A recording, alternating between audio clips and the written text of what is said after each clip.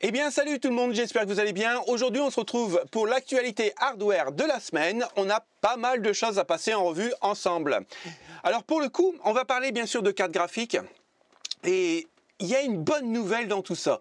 On aurait un nouvel acteur qui devrait arriver bientôt sur le marché des cartes graphiques. Pour l'instant, c'est encore en balbutiement, mais j'ai bon espoir qu'il vienne concurrencer les plus grandes marques d'ici les 2-3 ans à venir. Mais on en parlera juste à la fin. Justement, à la fin de ce Tech Actu, on parlera comment les gros influenceurs se tapent dessus juste pour une question de pognon. Et on en parlera juste à la fin. Et bien sûr, on va parler du futur des jeux vidéo. Et croyez-moi, c'est pas ce que vous pensez. Allez, c'est parti pour le Tech Actu. On va commencer avec la première news et on va parler ensemble de teraflop. Et je sais que vous êtes vraiment des geeks et vous aimez ça. Et là, je vais lâcher une bombe puisque je vais comparer la merveilleuse RTX 4060 Ti 16 Go, je ne sais pas si je dois le dire, à une console. Oh là là, alors là, ça va polémiquer directement dans les commentaires, je le sens bien. Mais bon, on est sur PC et console et je me réserve le droit de parler de PC et de console. Pour revenir sur le sujet, la RTX 4060 non Ti fait 15 teraflops. Donc en gros, c'est la même puissance qu'une PS5 d'origine, voire une Xbox Series X. Aujourd'hui, on est bien au-dessus de 15 teraflops puisque la 4060 Ti 16 Go passe à 22 teraflops, ce qui est plutôt pas mal. Mais il n'y a aucune console aujourd'hui, actuellement, qui est aussi puissante que la 4060 Ti. Eh ben, détrompez-vous. Ça arrive, puisque Sony pourrait lancer une PS5 Pro avec 23 teraflops. Et oui les amis, donc vous voyez, il n'y a plus de guerre, que ce soit le monde du PC ou le monde de la console, maintenant ça se rejoint. Qu'est-ce qu'il y a à l'intérieur d'une console? Eh ben, on a de l'AMD comme dans vos PC. Il est vrai que les premières consoles, on va dire la première PlayStation, la première Xbox, les premières Nintendo, c'était vraiment un monde à part. On était vraiment très très loin d'une puissance d'un PC. Aujourd'hui, quand on regarde les nouvelles générations de consoles, ben je suis désolé, mais on arrive à des mini PC. Pour la PS5 Pro qui devrait sortir, et c'est un leak pas à 100%, c'est encore une fois une rumeur, mais ça a été leaké par un gros youtubeur qui est dedans, et généralement quand il tweet quelque chose, c'est pas pour rien. Aujourd'hui, et Bandit fait bouger ma souris, désolé, aujourd'hui on aurait sur la PS5 Pro un APU inédit personnalisé par TSMC qui serait entre 5 voire même 4 nanomètres. On aurait 8 cœurs basés sur l'architecture AMD Ryzen 7000, donc du Zen 4. On aurait un GPU intégré, donc personnellement avec 60 unités de calcul contre 36 par rapport à la PS5 d'aujourd'hui. On a quand même une sacrée augmentation. 10 GPU potentiellement basés sur l'architecture RDNA 3 qu'on a actuellement, voire même 3.5 qu'on en a parlé la semaine dernière avec les nouvelles cartes graphiques de chez AMD. L'APU attendu jusqu'à 96 ROP, 50% supérieur à la PS5. C'est vraiment pas mal. On serait sur un CPU cadencé à 3,6 GHz. Alors oui, vous allez me dire, oh, on est loin des 6 Go, mais bien sûr. Après, ça reste une console. On ne peut pas avoir une console qui tourne aujourd'hui à 6 Go pour 500 €. Ça ne peut pas exister. Par contre, on aurait un GPU cadencé à 2,7 GHz, 16 Go en fait de mémoire en GDDR6, donc ça c'est vraiment pas mal, et bien sûr une capacité de SSD améliorée comme les PC. Parce que oui, les SSD sont exactement les mêmes que sur les PC. Donc vous voyez, on est vraiment pas loin d'une architecture, on va dire, de milieu de gamme d'un bon petit PC gamer. Alors pour moi, c'est quand même une news qui est plutôt intéressante puisque je suis aussi dans le monde de la console puisque j'en répare des tonnes chaque année. Mais cette news va interagir avec une news qui va suivre. Je vous en avais parlé il y a quelques mois de ça et je vous avais dit que le futur monde du jeu vidéo sera sur portable. puisque ben voilà, il y a beaucoup plus de développeurs aujourd'hui de jeux vidéo sur portable que sur des plateformes telles qu'on la connaît, PC ou console. Eh bien, regardez bien. Même Sony s'y met avec la nouvelle console portable, la Portal, c'est son nom, et elle coûte 220 €. Et là, les consoleux vont crier « Hurrah !» Eh bien non, pas vraiment, puisque pour y jouer, il vous faudra absolument la coupler avec une PS5. Et c'est là le point vraiment négatif de cette console. Parce que pour 220 €, eh ben en fait, tu as une PS5 pour streamer tes jeux. Mais c'est nul, puisque tu ne pourras pas mettre Steam, tu ne pourras pas mettre des émulateurs, tu ne pourras rien faire. Il faudra absolument une PS5 pour pouvoir y jouer dans les toilettes. Jouer dans les toilettes à 220 €, ça fait quand même assez cher. Ou alors il faut vraiment être accro à PlayStation. Vous me direz ce que vous en pensez en commentaire. Pour le coup, elle fera que du 1080p avec 60 images par seconde. Voilà, ça ne sera pas une puissance phénoménale. Donc personnellement, si j'ai une PS5, je n'achèterai pas cette console puisque elle est vraiment prioritaire. C'est vraiment le point négatif de Sony, je trouve. On enchaîne avec une autre alternative au Steam Deck. Eh bien, les voici les amis. Ça se développe de plus en plus. Alors bien sûr, on a le cloud gaming, on a l'Android Game, mais voilà quoi. Même les Snapdragon G Series vont commencer à sortir et il y en aura pour tout le monde. Il y en aura même la Switch, on va dire OLED, mais Switch Pro, Switch 2, je ne sais pas comment on va l'appeler, mais voilà. Et quand vous regardez bien, tous les constructeurs s'y mettent. D'ailleurs, le fait intéressant, c'est que sur la Steam Deck, qui est vraiment très intéressante, je trouve, puisqu'on peut jouer à tous les jeux Steam dans sa bibliothèque. Et aujourd'hui, elle vaut 419 €. Mais j'ai lu une news, je ne l'ai pas retrouvée, c'est dommage, j'essaierai de la mettre dans la description. C'est que en fait, la Steam Deck pourrait être aux environs de 290 €, voire 310 €. Donc là, ça peut être vraiment intéressant pour une Steam Deck de base. Après, vous rajoutez une carte SD, puis voilà quoi. Mais franchement, c'est une bonne console. Maintenant, regardez, Alienware va commencer à faire ses consoles. On a la One X Player, on l'avait déjà vu. Après, attention, là, c'est vraiment de gros PC qui sont à l'intérieur d'une petite console. Ça n'a plus rien à voir avec une console, on va dire, d'origine. Mais voilà, c'est un coup. Là, on est sur des dalles IPS qui fonctionnent en 2K. C'est vraiment le top du top. Mais bon, voilà, c'est 800 €. Et quand on regarde bien, Aya Neo va faire juste une console avec tout ce qui est d'un ordinateur dedans. C'est juste incroyable. La GPD Win 3, qui est, je trouve, vraiment très très belle. Le gros problème, c'est qu'elle n'est qu'en QWERTY. Et moi, les claviers QWERTY, c'est pas mon truc. On a aussi le Valhalla de chez Android, qui devrait ressembler un peu à la Switch Lite. Pourquoi pas, si au niveau puissance et puis bien sûr prix, elle est vraiment bien lotie, pourquoi pas. Après, moi jouer en Full HD 90 Hz, ça ne me dérange pas. Donc voilà, donc il y aura énormément de développement de nouvelles consoles. Qui dit développement de nouvelles consoles, développement de jeux vidéo.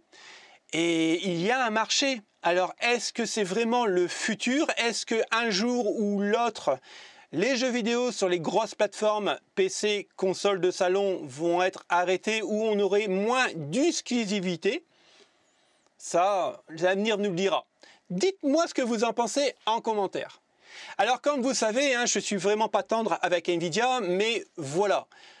Il faut vraiment remettre les choses à leur place. Nvidia, aujourd'hui, dans le monde de l'intelligence artificielle, écoutez, c'est les rois. Comme ils l'ont été dans le gaming par le passé. Aujourd'hui, pour moi, ce n'est plus le cas. La H100 de chez Nvidia, donc la carte la mieux lotie, la plus puissante pour l'intelligence artificielle, coûte 40 000 $ pièce, 37 000 €. C'est juste énorme. Aujourd'hui, tous les pays du monde se l'arrachent, sauf bien sûr la Chine, mais on en avait déjà parlé puisqu'il y a des restrictions avec Joe Biden, enfin bref. Mais voilà, Nvidia est vraiment au top de chez top au niveau intelligence artificielle. Mais attention, AMD, avec ce qu'ils vont annoncer, pourrait reprendre la couronne, puisque AMD apparemment aurait encore de meilleures cartes pour l'intelligence artificielle. Donc ça y est, la course à l'intelligence artificielle est lancée. On en aura partout, même dans les grille-pains, peut-être. Mais ça y est, Nvidia, pour moi, a lâché un peu la branche gaming pour vraiment se focaliser sur l'intelligence artificielle, vu que ça rapporte des milliards et des milliards. Et il ne faut pas se leurrer. Nous, en tant que gamers, on va acheter une carte graphique, on va la garder 2, 3 ans, et puis après on changera. Là, c'est pas le cas. Et une carte graphique, ça ne coûte pas 40 000 $. Au maximum, allez, 3 000 € pour une RTX 4090, vraiment très très haut de gamme. Donc pour moi, oui, Nvidia a lâché un peu la branche gaming et c'est vraiment dommage pour nous. On a une news qui date du 25 août 2023 et enfin AMD officialise la RX 7700 XT et 7800 XT. On va revenir un peu sur les spécifications, mais avant, je vous le dis de suite, ils se mettent direct en concurrence avec Nvidia, puisque la RX 7700 XT concurrence la 4060 Ti 16 Go, qui n'est pas un gros obstacle au niveau puissance, et la 7800 XT, c'est direct la 4070. La 4070 est une bonne carte, à mon avis, au niveau terme de puissance. Le gros problème, c'est qu'elle est trop chère. Donc, en fait, ça ne se vend pas correctement. C'est dommage, parce qu'ils auraient baissé le prix de 150 €. À mon avis, la 4070, c'était une carte top. En ce qui concerne les performances, AMD affirme que la 7800 XT dépassera en moyenne la 4070 de 3,5% dans les jeux en 1440p, avec des paramètres maximum. Certains titres démontrent, écoutez bien, même un avantage entre 5 et 23%. Dans la même sélection de titres et de paramètres graphiques, la 7700 XT serait 12% plus rapide en moyenne que la 4060 Ti 16 Go. Là par contre, j'ai pas trop de mal à y croire. Il s'agit ici d'informations données par AMD, vous vous en doutez. Eh bien oui, il faut vraiment attendre les tests indépendants, parce que quand vous regardez les tests AMD, mais quand vous regardez les tests faits aussi par Nvidia pour leurs cartes, c'est toujours les meilleurs. Et généralement, on rajoute un petit peu de pourcentage pour vraiment creuser l'écart. Aujourd'hui, on se rend compte effectivement qu'il n'y a pas énormément d'écart, 3,5%. Si je reviens un peu sur l'annonce qui a été faite, et même sur certains jeux de 5 à 23%, oui, mais sur des jeux qui ont été faits pour les cartes AMD et non pour des cartes Nvidia. On va attendre les tests indépendants et là, à mon avis, il n'y aura pas une énorme différence entre les cartes AMD et les cartes Nvidia. On va continuer sur la lancée puisque là on a des customs en 7700 et 7800. Alors comme vous pouvez voir, il n'y a rien d'extraordinaire, ça ressemble à des 6000, à des 5000. En fait, il n'y a pas grand chose au niveau design qui change et je trouve ça un peu dommage. On est quand même sur des nouvelles générations, il pourrait faire quand même un effort de conception.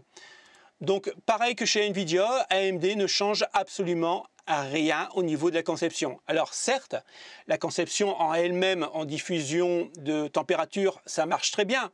Mais voilà, j'aurais aimé un petit peu plus de RGB, un petit nouveau look. Enfin, je veux dire, il y a des choses à faire au niveau design. Mais voilà, pour moi, c'est un petit point négatif. Alors j'espère que les séries 8000 et les nouvelles RTX 5000 changeront un peu au niveau design. Parce qu'ils sont capables de le faire. Regardez bien. La 7900 XTX en version Avatar, c'est quand même stylé. Personnellement, j'aimerais avoir ça dans mon boîtier, je trouve ça magnifique. Dites-moi en commentaire si ça vous intéresse, ou alors des cartes noires ou blanches, voire même grises standard, ça vous convient. Mais moi, perso, je trouve ça quand même bien stylisé. Donc j'aimerais que ça arrive vraiment dans nos contrées, qu'on change un peu de design. C'est quand même beaucoup plus joli. Et je pense même que je vais commencer un peu à designer des cartes, à les démonter, puisque je les démonte régulièrement, à les repeindre, parce que voilà, du noir, du blanc, ça fait 20 ans qu'on se les tape et je commence un peu à en avoir marre. Je trouve ça vraiment tip top. Le film, j'ai pas trop aimé. Mais la carte, là, je dis oui. Oui, je vais vous reparler de la MTT S80 et S70, mais là, plutôt de la S80. On en avait parlé il y a même un an de ça, que bon, voilà. On le savait que la MTT, normalement, la S80 devait concurrencer la 3060. C'est loin d'être le cas. Ce qui est normal. Nvidia et AMD, ça fait très longtemps qu'ils sont sur le marché du GPU. Intel se lance, mais la force d'Intel, c'est qu'ils ont des milliards de dollars derrière eux. La société chinoise, là, n'a pas les mêmes milliards qu'Intel et bien sûr n'a pas l'expérience d'AMD et de chez Nvidia. Mais par contre, ils font des efforts. Alors, c'est pas pour tout de suite, mais moi, j'attends cette marque avec impatience sur le marché des GPU. Allez, dans 3 ans, je pense que dans 3 ans, ça vaudrait le coup de regarder ça plus précisément. Pourquoi je dis ça? Parce qu'ils ont retravaillé les pilotes. En fait, aujourd'hui, l'API va marcher avec DirectX 11. Et ça, c'est vraiment très cool, puisque avant, ils ne faisaient pas. Donc, en fait, ils sont en train de travailler sur déployer des drivers beaucoup plus puissants pour pouvoir utiliser la carte. Aujourd'hui, on va y retrouver des jeux comme Dota 2, Euro Truck Simulator 2, Call of Duty Modern Warfare 1 et 2, et vous savez ce que j'en pense de ces titres, ou encore le Street Fighter 5, et ça me rappelle mon enfance, j'aime beaucoup, BioShock 2, j'ai adoré, et bien sûr City Skyline qui est quand même assez lourd à gérer. Et la MTT S70 et S80, ils le font. Et c'est plutôt une bonne augure. Moi, j'aime beaucoup. Après, voilà, c'est pas encore commercialisé dans nos contrées, ce qui est normal aussi. En même temps, personne ne l'achèterait puisque on est vraiment sur de l'entrée de gamme. Mais aujourd'hui, on peut quand même les mettre sur des séries 400 de cartes mères de chez Intel, voire même des 700. Avant, on ne pouvait pas le faire.